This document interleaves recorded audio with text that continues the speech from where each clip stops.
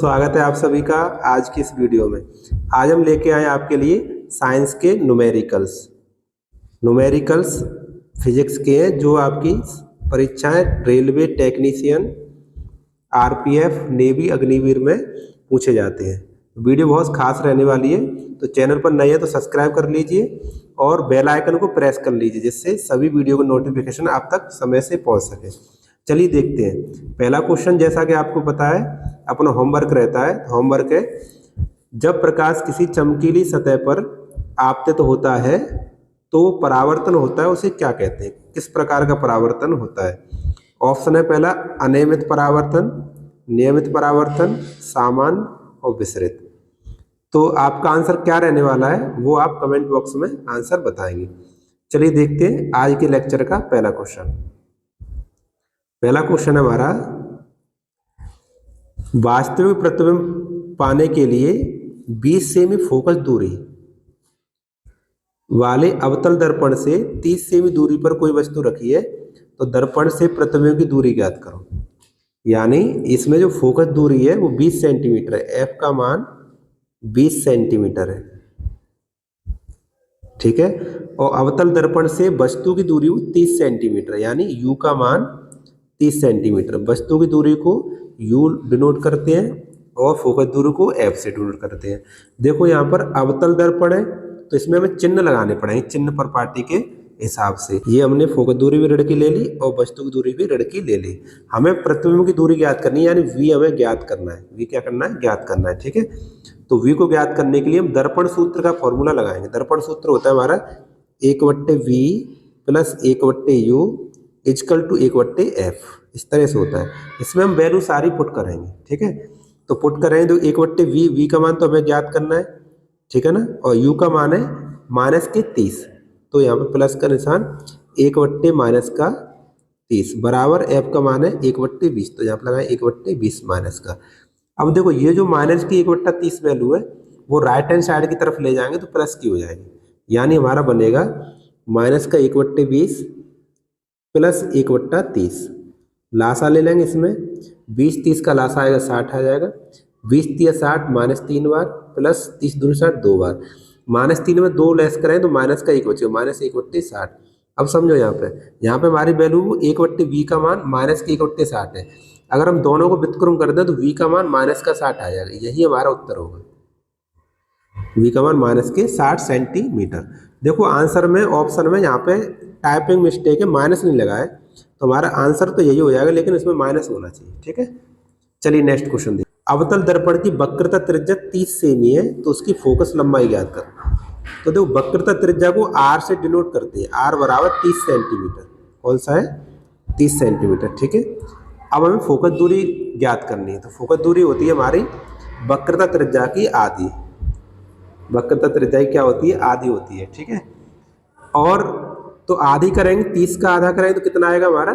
15 आएगा, 15 सेंटीमीटर। यानी उत्तर तो हमारा 15 सेंटीमीटर रहने वाला है, लेकिन वो प्लस होगा कि माइनस होगा ये हमें पता करना है। तो देखो हमने अभी बताया था अवतल दर्पण है, तो अवतल दर्पण में जो फोकस दूरी वो माइनस की होती है, तो माइनस की 15 सेंटीमीटर आंसर बनेगा। समझ आया ना? तो कौन सा आंसर होगा हमारा? -15 सेंटीमीटर, ठीक है। तो वैसे ऑप्शन कौन सा है? Second, option number second. समझ में आ गया होगा। सेकंड क्वेश्चन देखिए। एक माध्यम जिसका परावर्तन सूचकांक 1.5 है तो प्रकाश की गति ज्ञात कीजिए। देखो जो निरपेक्ष अपवर्तनांक होता है, कौन सा होता है? निरपेक्ष अपवर्तनांक। निरपेक्ष अपवर्तनांक होता है, उसका फॉर्मूला होता है निर्वात में प्रकाश की चाल बट्टे माध्यम में प्रकाश की चाल, बट्टे माध्यम में प्रकाश की चाल। अब हमें देखो निर्वात में प्रकाश की चाल तो याद रहती है 3 × 10⁸ है ना। माध्यम में ज्ञात करनी, निरपेक्ष अपवर्तनांक पता है 1.5, तो माध्यम में प्रकाश की चाल ज्ञात करनी तो माध्यम वाला इधर आ जाएगा, निरपेक्ष अपवर्तनांक यहाँ आ जाएगा। यानी फॉर्मूला हमारा बन जाएगा माध्यम में प्रकाश की चाल इक्वल टू माध्यम में प्रकाश की चाल इक्वल टू निर्वात में प्रकाश की चाल बट्टे निरपेक्ष अपवर्तनांक, ठीक है। ये फॉर्मूला बन जाएगा। तो लगा दो बस वैल्यू। निर्वात में प्रकाश की चाल होती है हमारी 3 × 10⁸ मीटर पर सेकंड अपवर्तनांक दिया 1.5, तो 1.5 से 3 को काटें 2 बार कट जाएगा, यानी 2 गुणा 10⁸ मीटर पर सेकंड, मीटर पर सेकंड। तो हमारा ये उत्तर रहेगा ऑप्शन नंबर सेकंड। ये प्रश्न परीक्षा में बार बार पूछे जाते हैं, न्यूमेरिकल्स जो बनते हैं वो इन्हीं चैप्टरों से ज़्यादा बनते हैं। चलिए देखते हैं नेक्स्ट क्वेश्चन। यदि किसी दर्पण की फोकस लंबाई प्लस के 15 सेंटीमीटर तो वह है, देखो अभी जो माइनस, ये प्लस के 15 फोकस दूरी है। अभी इससे पहले जो पढ़ा था हमने वो माइनस का पढ़ा था, माइनस का था तब अवतल था, तब क्या था अवतल। ये प्लस का है तो क्या होगा उत्तल होगा। कौन सा होगा उत्तल, तो हमारा उत्तल दर्पण बनेगा। आंसर नंबर थर्ड उत्तल दर्पण। नेक्स्ट क्वेश्चन देखिए, हीरे का निरपेक्ष अपवर्तनांक है। हीरे का निरपेक्ष अपवर्तनांक आप याद कर लीजिए 2.42 होता है, 2.42 होता है, ठीक है। चलिए नेक्स्ट क्वेश्चन, एक लेंस की क्षमता प्लस के 2 डायोप्टर है, तो बताइए लेंस का प्रकार और इसकी फोकस लंबाई क्या होगी। तो लेंस की क्षमता और फोकस दूरी में संबंध होता है, तो लेंस की क्षमता फोकस दूरी के व्युत्क्रम के बराबर होती है जब ये मीटर में हो तब। अगर इसी को हम सेंटीमीटर कर दें तो 100 सेंटीमीटर में हो जाएगा, ये किस में हो जाएगा सेंटीमीटर, ये फॉर्मूला होता है, ठीक है। तो इसको मैं देखो हमें एफ की वैल्यू याद करनी, तो एफ यहाँ आ जाएगी, पी यहाँ आ जाएगी, यानी एफ बराबर 100 देखो एक भी देखो इसमें सभी ऑप्शन है मीटर में, तो मीटर वाला फॉर्मूला लगाएंगे 1/p, ऐसे हो जाएगा। ये वाला फॉर्मूला लगा ले मीटर वाला, तो एक तो एक ही अपना, इसका मान है 2 से भाग करें एक में तो 0.5 मीटर, 0.5 मीटर। अब हमें देखना होगा कि उत्तल लेंस होगा या अवतल लेंस होगा। तो जहाँ पे फोकस दूरी प्लस की होती है वो तो उत्तल लेंस होता है, और माइनस की होती है वो अवतल लेंस होता है। तो देखो यहाँ पे प्लस की आ रही है हमारी, इसलिए उत्तल लेंस होगा। कौन सा होगा उत्तल लेंस, देखो कौन सा है इसमें answer, answer number fourth, answer number 4, ठीक है। 1.5 मीटर लंबे व्यक्ति को अपना संपूर्ण प्रतिबिंब प्राप्त करने के लिए, देखने के लिए आवश्यक दर्पण की न्यूनतम लंबाई कितनी होगी। तो आपको ये कंसेप्ट याद करना पड़ेगा, किसी भी व्यक्ति को अपना पूरा प्रतिबिंब देखना है तो उसको दर्पण की लंबाई अपनी लंबाई की आधी रखनी पड़ेगी। यानी 1.5 मीटर लंबा कोई व्यक्ति है, उसमें आधा कर दें, उसका 2 से डिवाइड कर दें, तो 0, 2 सत्ते 14, 2 पन्ना 10, इतना मीटर का दर्पण चाहिए न्यूनतम, कम से कम, तब उसका पूरा प्रतिबिंब बनेगा। तो हमारा क्वेश्चन नंबर नेक्स्ट, किसी पात्र में द्रव की मात्रा की आभासी गहराई 15 सेंटीमीटर, इसकी वास्तविक गहराई 20 सेंटीमीटर है, तो इसका अपवर्तनांक ज्ञात करो। तो अपवर्तनांक का फॉर्मूला आपको पता होना चाहिए।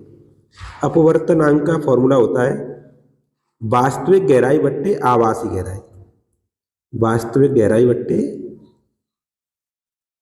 आभासी गहराई, ठीक है, ये फॉर्मूला होता है। तो बस लगाओ, वास्तविक गहराई कितनी है 20 सेंटीमीटर, आभासी कितनी 15, 15 का भाग कर दो, 5 से काटो, 5 चौक 20 और 5 है 15, 3 से भाग करो, 3 एकम 3, 3 तरह का 9, 3 तरह 1.33 आएगा, 1.33, ठीक है। ये आंसर होगा ऑप्शन नंबर 4। आप बताइए आपकी कितना स्कोर रहा, ये मुझे लास्ट में कमेंट बॉक्स में बताइए। नेक्स्ट क्वेश्चन, विभवांतर 12 वोल्ट किया गया कार्य 60 जूल है, विभवांतर 12 वोल्ट किया गया कार्य 60 जूल है, तो सर्किट में प्रवाहित विद्युत धारा आवेश ज्ञात करो, विद्युत आवेश ज्ञात करो। तो विभवांतर का फॉर्मूला होता है V बराबर W/Q, यानी एकांक आवेश को एक स्थान से दूसरे स्थान तक ले जाने किया गया कार्य ही विभवांतर कहलाता है। यहाँ से हमें Q ज्ञात करना है, W का मान पता है तो Q यहाँ पे आ जाएगा, V आ जाएगा, Q बराबर W/V हो जाएगा। W का मान कितना है 60 और V का मान 12 है। देखो 60 तो जूल है और 12 वोल्ट है, 12 से 12 पन्ना 60, 5 कूलम, तो ऑप्शन रहेगा हमारा फर्स्ट, 5 कूलम। चलिए नेक्स्ट देखते हैं।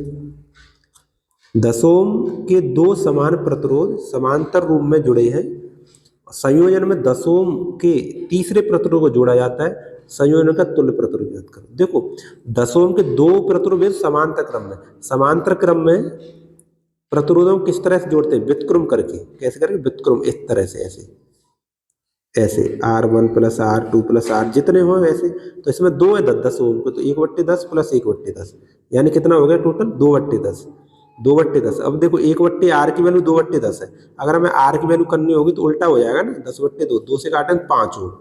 तो इस समांतर क्रम में 2 जोड़ रहे हैं, इनका टोटल प्रतिरोध 5 ओम हो गया। तो इसको हम 5 ओम लिख लें। इसका कितना हो गया 5 ओम। इसके साथ 5 ओम के साथ में 10 ओम के प्रतिरोध को श्रेणी क्रम में जोड़ रहे हैं। कैसे जोड़ रहे हैं? श्रेणी क्रम। श्रेणी क्रम में डायरेक्ट जोड़ा जाता है। 5 ये 10 ये, कितना हो गया टोटल 15 ओम। यानी ये हमारा फाइनल आंसर हो गया, तुल्य प्रतिरोध 15 ओम होगा। ठीक है, तो ऑप्शन नंबर हमारा थर्ड 15 ओम। ठीक है, चलिए नेक्स्ट क्वेश्चन। दो प्रतिरोध 10 ओम और अन्य 20 ओम श्रृंखला में 6 वोल्ट की बैटरी से जुड़े हैं, तो विद्युत धारा ज्ञात करो। तो पहले हमें सबसे पहला काम रहेगा, इसमें हमें इसका तुल्य प्रतिरोध ज्ञात करना है। श्रृंखला में, श्रृंखला यानी श्रेणी क्रम। श्रेणी क्रम में प्रतिरोधों को सीधा जोड़ते हैं। 10 + 20 कितना हो गया 30, डायरेक्ट होगा 30 ओम। ये तो प्रतिरोध हो गया। और 6 वोल्ट की बैटरी, विद्युत धारा ज्ञात करनी है। ओम के नियम से आई का फॉर्मूला होता है विद्युत धारा I बराबर V/R। V/R ये फॉर्मूला होता है। ठीक है, यानी ओम का नियम ये होता है R बराबर V/I। तो यहाँ से देखो पक्षांतर करके देखो, I बराबर V/R हो जाएगा। तो V का मान तो 6 वोल्ट, 6 वोल्ट, और इसका टोटल प्रतिरोध 30 ओम। तो 30 यहाँ पे 6 से इसको काटो, 6 कम 6, 6 × 30, 5 से इसमें भाग करो, 5 × 10, 0.2 ampere. 0.2 ampere option number first. Question समझ में आ रहे हैं तो लाइक कीजिए वीडियो को। में से प्रत्येक का मान 1.5 ओम है, उन्हें जोड़कर प्राप्त किए अधिकतम प्रतिरोध। ये अधिकतम न्यूनतम सीखना पड़ेगा इसमें। अधिकतम का मतलब है श्रेणी क्रम में जोड़ना, और न्यूनतम होता है तो समांतर क्रम में जोड़ना। तो 1/5 के 5 है, 1/5 के कितने हैं? 5 है। इस तरह से इनको श्रेणी क्रम में जोड़ रहे हैं। तो श्रेणी क्रम में मैंने अभी सिखाया आपको, डायरेक्ट सीधा ही जोड़ देते हैं, सीधा जोड़ देते हैं। तो देखो हर तो समान है सबका, एक एक एक जोड़े तो 5/5 हो जाएगा। 5/5 यानी कट जाएगा तो 1 ओम आ जाएगा। अधिकतम हो गया ये क्या हो गया? अधिकतम। अगर इसे हम न्यूनतम करना होता तो इसे समांतर क्रम में जोड़ते। ये श्रेणी क्रम में जोड़ा है इसलिए अधिकतम उत्तर आया। तो ऑप्शन नंबर हमारा सेकंड। ये कंसेप्ट आपको याद करने पड़ेंगे कि अधिकतम है तो कैसे जोड़ते हैं, न्यूनतम है तो कैसे जोड़ते हैं। ठीक है, ये अपनी कॉपी में डायरी में नोट करते जाइए। चलो नेक्स्ट क्वेश्चन। एक विद्युत बल्ब 220 वोल्ट जनरेटर से जुड़ा हुआ है, इसके माध्यम से उत्पन्न धारा इतनी है, तो बल्ब कितने पावर का, पावर ज्ञात करनी है। पावर यानी शक्ति, power is very important. P बराबर VI होता है। तो V का मान तो 220 वोल्ट और I का मान 0.50 एम्पियर। तो P बराबर 220 गुणा 0.50, तो हम मल्टीप्लाई करेंगे तो 5 × 10, 5 × 10, 110 वाट। शक्ति का मात्रक होता है वाट, तो 110 वाट आएगा। यानी option number third, option number third रहेगा। ठीक है, नेक्स्ट क्वेश्चन। 100 वाट का एक विद्युत बल्ब प्रत्येक दिन 8 घंटे के लिए उपयोग किया जाता है। बल्ब 5 दिन में कितनी ऊर्जा इकाई उपयोग करेगा? इकाई का मतलब यूनिट, यूनिट यहाँ पर किलोवाट घंटा, एक ही बात है। तो इसका फॉर्मूला होता है वाट गुणा घंटे गुणा दिन, दिन बटे 1000। ये फॉर्मूला होता है कायदा में। ठीक है, यूनिट ज्ञात करने का फॉर्मूला होता है वाट गुणा घंटा गुणा दिन बटे 1000। तो वाट कितना है 100, घंटे कितने 8, दिना कितने 5, बट्टे में 1000, 5 बट्टे में 1000। ठीक है, बस इसको हल कर लो, आंसर है 0 0 कट गया आपस में। 8 × 40, ऊपर 40 हो गए, नीचे 10 रह गया। 10 का फिर 0 कट गया तो 4 यूनिट आ जाएगा। क्या आ जाएगा? 4 यूनिट। तो ऑप्शन नंबर हमारा थर्ड। देखो यूनिट में उत्तर पूछा जाए, इकाई में पूछा जाए, किलोवाट घंटा में पूछा जाए, एक ही बात है, तीनों एक ही बात है। ठीक है, नेक्स्ट क्वेश्चन। यदि 10 एम्पियर और प्रतिरोध 50 ओम हो तो विभवांतर ज्ञात करना। एम्पियर यानी I का मान और ओम मतलब R का मान, V ज्ञात करना है। तो हम ओम के नियम से लगाएं V बराबर IR, V बराबर IR। ओम का नियम R बराबर V/R होता है। तो यहाँ से हम V का मान ज्ञात करेंगे तो V बराबर IR हो जाएगा। यानी I का मान कितना है 10, R का मान 50, 10 का 50 को गुणा करेंगे तो 500 वोल्ट, 500 वोल्ट आंसर आएगा। यानी उत्तर नंबर रहेगा हमारा थर्ड। ठीक है, तो बताइए आपका अपना स्कोर बताइए। 15 क्वेश्चनों में आपका कितना स्कोर रहा?